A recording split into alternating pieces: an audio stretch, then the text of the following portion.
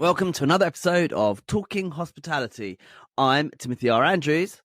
And I'm Tracey Rashid.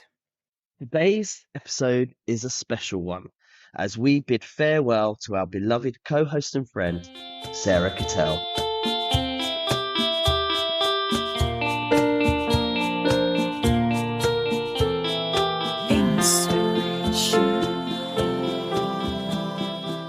In March 2020, when the world seemed to have shut up shop and the media declared the end of hospitality forever, friends Timothy R. Andrews and Sarah Kettel were hearing the opposite. We were hearing all the good things that hospitality people were doing for each other and their local communities, and yet no one was talking about it.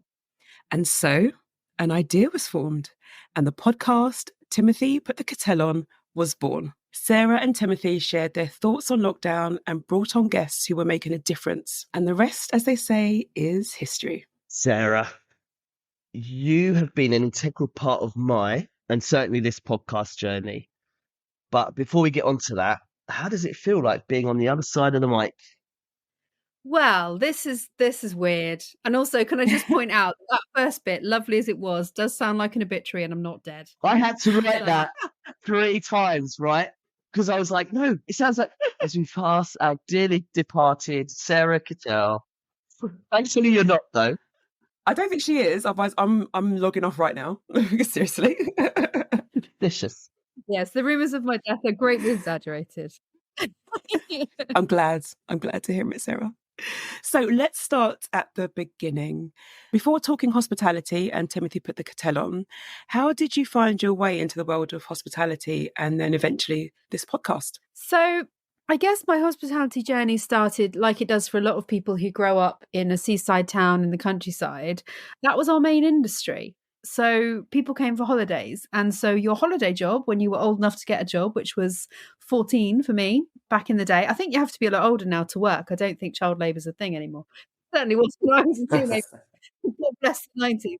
And so I started off as a waitress in the local village pub and worked in the kitchen there as well a little bit, and then went on to do all of the hospitality jobs that were available in the town. So all the bars, other restaurants down by the beach, just everything that was to do with serving the general public who were mainly on holiday with us. But I did do a stint in Woolies as well. So I was a Woolworths girl for one Christmas. Yes. Which now I think I still have PTSD from listening to Christmas tunes for a long time till I could put a Christmas album on again. So yeah, but I didn't enjoy the retail side as much. I enjoyed meeting the people and I was working on a till, so that was nice, but it wasn't the same. So I guess that's when it started. And then there was, a long hiatus really out of hospitality when I first moved back to London, when I was, well, again, actually I say long hiatus, I'm absolutely lying. My first job when I moved back to London was as a waitress at Deep Pan Pizza in Oxford Street. Really enjoyed that. And then went into, various office jobs and things. Found my way back into kind of the hospitality side really through working in gaming. So I worked in poker for a while, and a lot of your work with players is to do with hosting. And you're going around the world, you're in nice resorts, you're staying in a hotel anyway, and you're their main point of contact for the event. And so events, hospitality, having to keep everybody happy just brought me back into that. And when I got bored of working in the finance of that, which is really where I was in the end, I quit my job and I decided to set up a catering company full time, just like that. Feeding people was something I just did. And I continue to work in the industry to this day, obviously.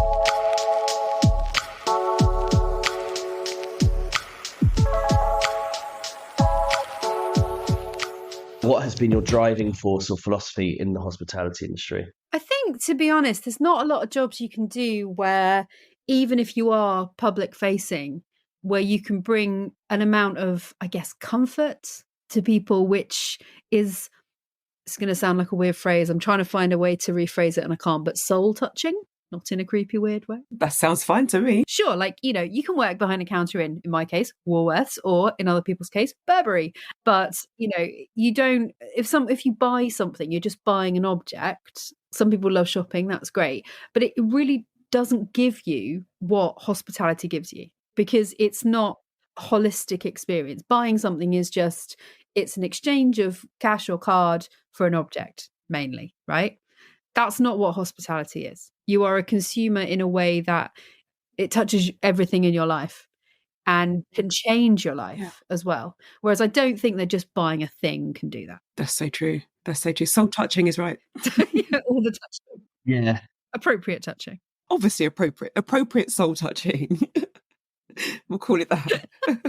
I think that runs throughout your entire passion of when we've worked together, whether it's with school kids or whether it's on this podcast, or if you look at like the MasterChef episode that we had. I mean, actually both of you, because you're both in food, but like you are really engaged in the whole overall, particularly the last part of it when they're all talking about the food and the importance of it and what it means to them. Sarah, you were in that conversation with them. Yeah. And that's what I've always seen by working with you on this, even on the podcast. You see it all the way through. Whenever you've got a guest on there, you will go in there and ask them the question because it touched you.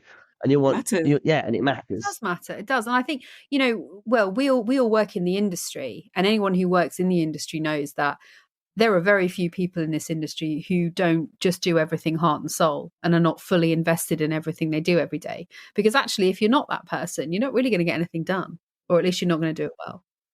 And it takes a certain type of person. That's not to say that you can't come to hospitality and train to be that person. Of course you can. But there's a certain, I don't know, it's something in your psyche that makes you part of the industry from the minute you step in the door or not.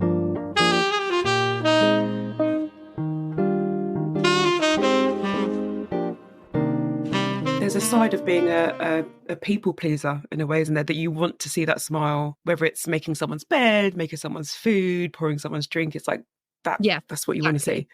That happiness. I think that's what hospitality is, isn't it? Yeah. There's a lot of empathy as well. I think you have to be a bit of an empath to work in the industry as well, because you do have to read people all of the time to know. And we're very good, all of us. I mean, everyone I know who works in the industry is good at knowing what someone needs and catering for needs. And it's not just plate down. It's not just filling a glass. It's more than that. Yeah, it is giving though as well. Like when I did bar, when I was in cocktails, I really enjoyed that because you created something, you put the flavors together. And there's an instant gratification as well when they like it. There's a little magic about that, and that buzz that I really liked in hospitality when I was working in bars, for sure, was that instant. Oh, and if somebody asks you something that isn't quite, how do I pull that together? Right, what do I do? Oh, they want not a traditional ingredient. Oh, we've run out. How can I make that still taste same? And I think that's the whole. If you're in hospitality, that's what you try and get across the board, right? Yeah. And I wonder, it's really interesting you saying about having that sort of instant gratification, because as you know, like there are a lot of people who are neurodiverse who work in hospitality. I would say there are more neurodiverse people than there aren't. And something that's very important to us. And Tim, I know you have ADHD. I'm sure you won't mind me saying that. That's not weird anymore. Again, when we were young, that was an odd thing, right? It's not weird anymore. There's more neurodiverse people than not. So neurotypical is, something that I see as being unusual. And so for those of us, myself included, who need constant dopamine hits, you get them. That's exactly what you get every time someone says thank you, every time someone gives you a tip, every time someone says that was lovely, I enjoyed the food, every time you have to run for something. It's a dopamine hit. So it's the perfect job for people who are neurodiverse, because you're constantly changing. You have to be constantly creative, and you constantly get gratification for it very quickly and very frequently.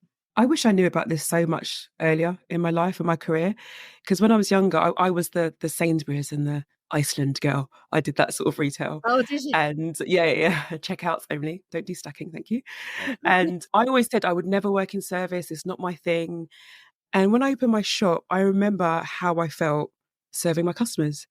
And I just thought, oh my gosh, have I just been missing out on this whole time? Because I could have been working in this industry years ago. Yeah. Absolutely years ago. I loved it. Absolutely loved it. Yeah, there's something very special about it. And I almost feel kind of like, I'm sorry for you now that you didn't find it earlier, but now I'm even more sorry for you will never experience that. Imagine like never experiencing that. I can't imagine what that would be like.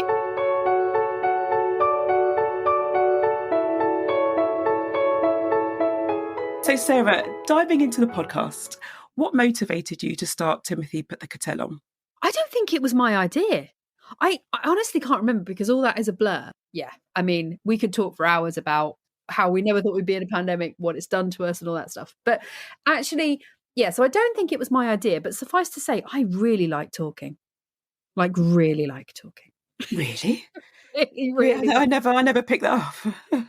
But this was like a way of validating my talking. So for me, that was like a really, really good thing. And also, like, you will listen. Yeah, exactly. Or you can switch it off, and I don't know, so I don't get offended. So that's also good. But yeah, like when I was younger, because I also did, I was in hospitality as obviously my part-time job when I was studying and stuff, and I was in the arts, darling, and I did do a lot. I did do a lot of voice work and a lot of radio, and that was kind of what I always wanted to do. And so having an opportunity to use my voice was, yeah, you can't turn that down, especially when you're sat in your house to do, right? So, yeah, but you know, like I said, I just like talking. Everything else was Tim. Like Tim worked out how to record it. Tim did literally all the legwork, and I just chatted. Great. You just came along for the ride. I think we went to Unwind in Waterloo, and we were basically, we'd finished with the schools. We'd done some school with this street food competition with some school kids, and we talked about that on previous episodes. And we were kind of getting outraged about various things. And I think we talked about podcasts maybe doing it, and then the world shut down. And then Sarah and I were just talking on the phone and literally talking about all the stuff that was going on and quite animatedly. And I think we were just like, should we do a podcast? Oh yeah, why don't we do it?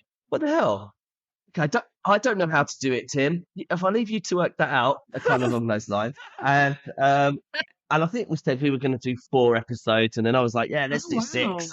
But really, we were originally only going to just do 4 for sure. And then it sort of became 6 because we quite enjoyed it. And it's really funny. If you listen to the first episode, we don't even say who we are. We just go straight in. It's like, you know who I am. You know who I am. I don't need to introduce myself. And we've got hi, yeah. There's stuff going on in hospitality, like so it's a really hard listen. But if any of our listeners that want to hear it, it is on the website, so please do check it out, www.talkinghospitality.com. Just getting the plug in. But it is really very entertaining to see how far we've come. Yeah, I've listened to it. Yeah, if you want a good laugh, listen to episode 1. But you know, someone said to me once, I'm saying someone said to me, I always say that because obviously we all talk to so many people all the time. No one said this to me. I know I read this. Yes, I read this in a book. Couldn't tell you the book. But it was about getting, like, starting things, right? And just doing things that are outside of your comfort zone. And the advice was, do bad work. Just do bad work, because it will get better. And when you start, no one starts as a master of anything, right? So just do bad work. And we did exactly that. And now we're here. And I think people like to see that journey, don't they? They want to see that journey, and you grow and they kind of come with you. And yeah, when things are polished from day one with certain things, I don't think it works quite as well. Agreed. Yeah. I mean, it started to grow legs into becoming what it was going to become when we got Kemi Akinola on as our first guest. That sort of changed it from being, we're going to talk about to each other for 4 episodes and maybe some people will listen to it, to, oh, actually, there's some really interesting stories that people themselves can share with us. And I think that's what we wanted to get out there, was the issues we were hearing was that the industry is about to be destroyed. And it isn't. There are people still fighting. Sarah actually was very active in that as well. And by having guests, we were able to pull that out and share the fact that hospitality isn't dead yet, and it will come back. And there are a lot of good people doing a lot of good things. And I think that's why we started it, was to get the good news out there. I think in hindsight, it was probably cathartic to some degree. Definitely. It's crazy though. When you think about it, how could hospitality be dead? Like, they kept saying that. It's like, how could it actually? It's going to have a lull, obviously, but how could it honestly be? It was the stupidest thing to say at the time, because everyone was saying, I can't wait to go back to the pub and have a pint. Like, it was a stupid message. It was a poorly placed message. It was unkind. And I guess this was the only way we could fight back against it. And I'm glad we did, because I like to be able to say, told you so. Brilliant. It was a lot of fun.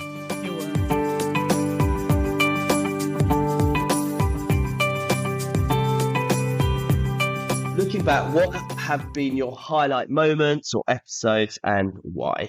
That is such a difficult question. It really is. I think because they've all been amazing, and I bored the world to tears, or at least when I say the world, anyone who listened to it, by every episode saying this is my favorite episode. We've got the best guests, but we did have the best guests. Like all of them were incredible. Like there were no absolute clangers at all, and I think one of my favorites was when we interviewed the guys from Don't Look Under the Bed. Yeah. Did we interview them or did they interview us? They interviewed her. That wasn't our You can episode. rephrase that. We were on Under the Bed, yeah, the American version. But I guess all of the episodes where people gave us a real kind of turnaround story. So like Sebastian Price, for instance, his story about, losing his job and then starting his amazing meal box company. That was really cool. And then he came back on, didn't he, and told us about his new part of his career, which was incredible. And I guess anyone who just came to it with the same energy that matched ours, which was most people, I'll be honest with you. And I think when we got to this season, I felt like the whole energy in the room now really is something quite special, especially now as we're doing round tables. So if anyone's listened recently to the one where we did with the MasterChef finalists, I mean, that was absolute hoot. Yeah. And it was brilliant doing a round table. Absolutely loved that to bits. And I know you guys are going to go on and do more of those. And they're really good because people absolutely love sitting in a room, firstly talking to each other, and then getting to discuss the things that you want them to discuss, which, as it happens, they're really passionate about talking about. I really don't think I could pick out a single one. I would love to say I could, but I honestly can't. Those were my highlights, really. Sarah, your knowledge of our industry is vast, and you've always been about solutions and advice for our listeners. So what key piece of advice would you give to hospitality professionals today? I mean, that is very broad. And yeah, like you said, my knowledge of the industry is vast because, as we've discussed on previous podcasts, actually, Tim, if you want to try anything in the industry, you can. All the doors are open to you. You just have to knock. And I think what I've learned in my many, many years, should I say my age? I'm 43. There we go. I did it. 20, however many experience in the industry, is you always think you haven't got time to start again or to change or to try something new or to learn. And you have. So don't look at time as your enemy. Even if you feel that you're the busiest person in the world, there is time to sit there and make a decision about something new and make a change. So for our listeners and your fans, what are your next steps and what are you up to? So I don't think I have fans because I've never had fan mail, just FYI if anyone's listening. Darling. Currently I'm working in the industry helping restaurants to launch for delivery. So that's where I sit at the moment. And there's a lot going on with that. It had a massive spike obviously during lockdown, and it's kind of settled a bit now and it's becoming a little bit more mature as a part of the industry. But there's still a lot of growth there to do. And I'm a part of that. So I will be doing more work. So my role has changed and I now have a lot more to do. So when I said to my friend the other day, okay, I kind of have a new job, and they said, what is the job? And I said, well, actually, no, wait a minute, it's just more job. Yeah. Kind of the same, it's just more job. Yeah. Right? So there's just more of it to do. And so that's that's why I'm obviously not continuing to host with you guys, is because I have a lot on. And then I think maybe I will spend so much time talking to myself because I don't have you guys to record with, that inadvertently, if you pass me on the tube, there will be a podcast coming out of my mouth.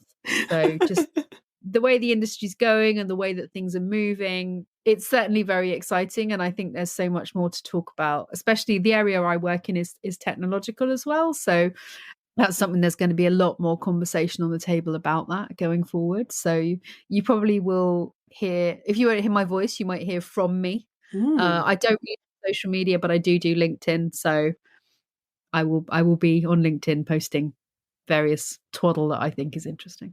And the door is of course always open, Sarah, for specials and wait if you want to come back. So thanks. it's not goodbye forever. Absolutely. You leave me with him. Shall we? What's that? Yes, it's time for Put the Cuppa Down quick fire question time. I'm hoping you know the rules of the game now, Sarah. I should do. You should do. You should do. I will play to real rules because you're already supposed to say the first thing that comes out of your mouth, and most people pause. I'm not going to do that. I am going to say the first thing that comes out of my mouth. If there is a swear, if there is anything offensive, please edit it out. Of course we will. So for anyone joining who hasn't heard before, the aim of the challenge is to answer the following questions with one-word answers, wherever possible. Sarah, I've never known you to do one word ever. We'll see. This is going to be really fun. Sarah knows the rules, but I don't think you can follow them through. Unfortunately, Sarah, as a host, you don't qualify for the £10 Amazon voucher. What Amazon voucher? Oh, well, there you go. So she didn't know, so it's fine. There's no Amazon voucher. It's fine. Actually, we should have been recording this in a pub as my leaving drinks. And we yeah, definitely. No, but do you know what? We will do a leaving drinks, and if any of our dear listeners want to come along, or guests. Yeah, even. if any of our guests want to come along. Yeah, no, we should. I can't believe we didn't think about that, actually. That's a good idea. Are you ready? I'm ready. Let's begin. What's your favourite city? Venice. What is your favourite TV show ever? Stathlet's Flats. What's one of your favourite comfort foods? Macaroni cheese. You people watch? Constantly. What is simply too difficult? Skiing. That changed your life? Bubble pop. What is the strangest thing you have ever eaten? Like a pig's trotter croquette. What is the strangest thing you have ever done? Lied about stealing a library book. What's your biggest takeaway from being on the show? Joy. What was the worst moment of being on the show? Forgetting stuff. If you could have chosen to have interviewed anyone on the show, who would it have been? Jamie Oliver. Who is the person you would never want to meet? Donald Trump. If you were to work at a circus, what job would you choose? Oh, who's the one that does the hanging? What's that called? Trapeze? Trapeze! Yes, trapeze. Do frogs have ears? No. In your next life, what would you like to be? Warm. Would you rather be stuck on a broken ski lift or a broken elevator? Broken elevator. If you were a baguette, how long would you be? How weird is this? That's a terrible question. If a pen is rolling, is it still stationary? Yes. Why shouldn't you trust trees? Goblins. Sarah, because they're shady. Okay, I was like, goblins hide in the trees. You can't trust goblins. Everyone knows that. Well, everyone knows that. Standard. Sarah, that is it. It was your final quick fire round. Thank you so much. I am released. How was it? Yeah. How was it? I don't think I do like it as a guest, actually. I didn't like hard. it. I didn't like hard. it. It has been an absolute pleasure working with you on the podcast. And I'm really glad that I started this journey with you and I've travelled it with you and we've got to know each other a lot better because of it. It has been a privilege. I feel honoured to have done this with you. Really, the biggest privilege that I take from this is to have you as my friend. So thank you. Oh, that is just the sweetest. Thank you. I mean, I've had an amazing time doing this podcast and it's obviously the right time for me to pass the baton on to you, Tracey, and I'm so glad it's you. It could have been any old Tom, Dick and Harry. It's not, thank God. So well, I can be if you want. Whoever you want me to be. You, Tracey, because you're great. Thank you. Tim, you made the right decision, and I know that you'll do a fantastic job with our amazing guests that are yet to come. Well, I've obviously not known you as long as Tim has, but honestly, I'm so glad to have met you as well and to have worked with you. Like I said before, your knowledge is vast, and I feel like I've learnt so much from you, especially on how to read script like you're not reading it. I'm still getting there, but I'm making waves. Yeah. We've recorded some great episodes together. At the end of the day, I just can't believe you're leaving me with Timothy. That's it. Seriously. What can I say? I'm the worst person in the world. Yeah, I'm so the best and the worst at the same time. Can I say sorry, not sorry, Trey? Yeah. feels though like we haven't known each other very long, but that doesn't feel like it at all. It doesn't. feel It doesn't. And I would like to consider you my friend as well. You are my friend, whether you like it. So that's perfect for me. Finally, for one last time, would you like to sign us off? Go on then. Let's see if I can do it in one take. Last time, let's see if I can nail it. To our listeners, thank you for joining us today. Stay tuned for more insightful conversations here on Talking Hospitality. We'd like to thank our brand partner, Graphic Kitchen, you, our listeners, our guests, and all those who've supported us. Please check out talkinghospitality.com for the latest gossip, episodes, blogs, and courses. This is me, Sarah Kettel, wishing you all well. Thank you for listening and stay awesome.